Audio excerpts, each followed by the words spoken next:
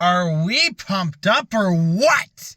Edmonton wins Game 1 of the Stanley Cup Final against the Florida Panthers. And this game was a test. This game was going to determine, I think, a lot of things for this Edmonton Oilers team. Do they have the depth to compete with the Florida Panthers, who have gone out and they've gotten players that round out their line? Brad Marchand, big one. They've still got the big names from last year's Cup win. They've got Tkachuk. They've got Bennett. They've got Ekblad. They've got Bobrovsky. That's a big one for us to get around, and we got around him in Game 1. And I thought that the Florida Panthers were going to come out with the physicality, and they were going to rock our you-know-what. I thought that was going to be what established what Edmonton has to respond to. No, they remember from last year what happened when they played Florida. Evander Kane goes out, and I think this was within the first 2 minutes of the game. There's a play along the boards, and there's a Panther with the puck. Kane, using Paul Maurice's advice, lays the body. He plays the person. He doesn't play the puck right away. And we get the puck. It doesn't go into the back of the net. That would come in a couple of instances later. But that establishes what Edmonton starts to play with. Kasperi Kapanen, same idea. Absolutely insane playing the body. And Stuart Skinner. I cannot say enough about Stuart Skinner. He was tested.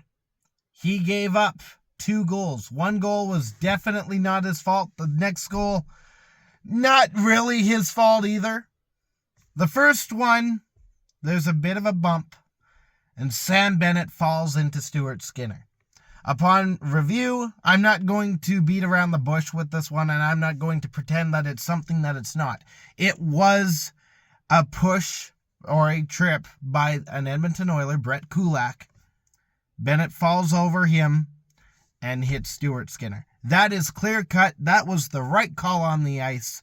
I know a lot of Oilers fans are not going to like that, but that's the case. That's the reality. Then the next goal that he gives up, it's on the power play because the Oilers decided to challenge the play from previous, that Sam Bennett play. And I got flashbacks to the LA series with Jim Hiller's call, because I thought it was clear cut and dry that an Oilers player knocked Sam Bennett into Stuart Skinner. I figured very, very definitively that we were not getting that call back. Brad Marchand, he's wide open. He gets the puck. He puts it in the back of the net because it's Brad Marchand. And then there was a third goal later in the game that Stuart Skinner gave up, which was a breakaway.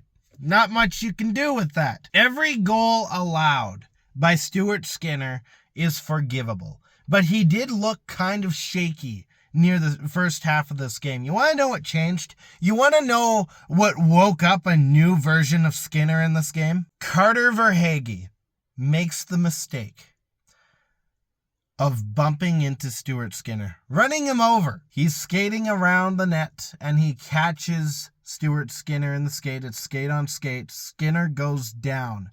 And immediately following, there is a volley of pucks that go his way. He had looked shaky up to this point. But as soon as those volleys started coming at him, everything was shut down.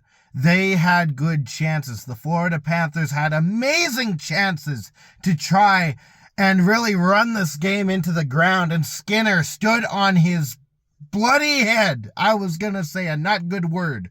He stood on his head. And he kept Edmonton alive, which is good because Edmonton needed a few chances to get going. Yeah, they got the early goal, Draisaitl. Arvidsson will get a goal later. Walks right into a shot. It goes in. Ekholm with a goal from the point. The puck kind of comes through the paint. Goes right to his stick. He wastes no time. He fires it into the back of the net. That's what ties the game. Edmonton didn't look as sharp on their chances, which I think is perfectly fine. I think their quantity outmatched their quality in this game. They had some quality chances, don't get me wrong. What was it? I think it was Kapanen. It might have been Podkolzin. But one of the two ended up almost looking like McDavid for a second. Breaks the defense, has a chance at the goal. It doesn't go in. Edmonton had some good chances, but by and large, I think the Panthers had the better ones. And Stuart Skinner shuts all of them down. So we head to overtime, and we get through almost the entirety of overtime. There's a lot of icings happening. It's a lot of dead puck. The game's going back and forth. Both sides are getting their chances, but they're not going in. They're not going anywhere, really. Both goalies stood strong, and then Florida messed up. Florida takes a penalty. One of the dumbest penalties you can get in a game, which is delay of game, which the Oilers got earlier in this game, which is the Marchand goal. It's the whole challenge there. But Florida throws the puck over the glass, and Oilers are on the power play. It was a good entry into the zone. The puck is played around by a couple of players. Nugent Hopkins, I know, got it. I was too focused on Draisaitl to really catch all the action going on, and then when the puck did its thing, I wasn't really watching the replays. The puck lands on Draisaitl's stick, and he's quick to fire it at the net. And it slides between the arms. Well, the arm and the pad of Sergei Bobrovsky and into the back of the net. And Oilers win 4-3 in game one. My voice is going on me. This is not good. Now, I will say there is a bit of an inconsistency that we can talk about, but both sides can complain about this.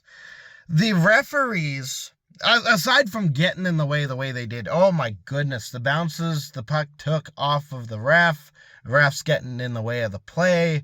There's so many things that the refs did positioning-wise led to a whole bunch of turnovers that should never have happened, which is hilarious considering the veterancy of especially Wes McCauley. But they set the standard in the first period. They set the tone. The tone was, yeah, very well everything's being called. We saw a 4-on-3 in this game. And then there were no penalties in the second, no penalties in the third. The one penalty that had to be given out because it's an obvious one in overtime. Not much you can do about that one. You can't just put the whistle away for that. But the standard was set, and then it wasn't adhered to. And that's what I think a lot of the fans in the NHL are getting frustrated with. Now, do I think that matters in this game? No. Going forward, it might. But this is Edmonton. I mean, come on. You have to complain about the refs at least once per game. So I'm just doing tradition. But this team looks different. And at least one dangle has a good reason to lose his voice. So, I will be back on Friday, hopefully in better lighting. I had to vacate the house briefly to do this. 1, because I'd be too loud. 2, because other people exist. And 3, because I didn't warn people that this day was going to even happen. So, I will be back on Friday.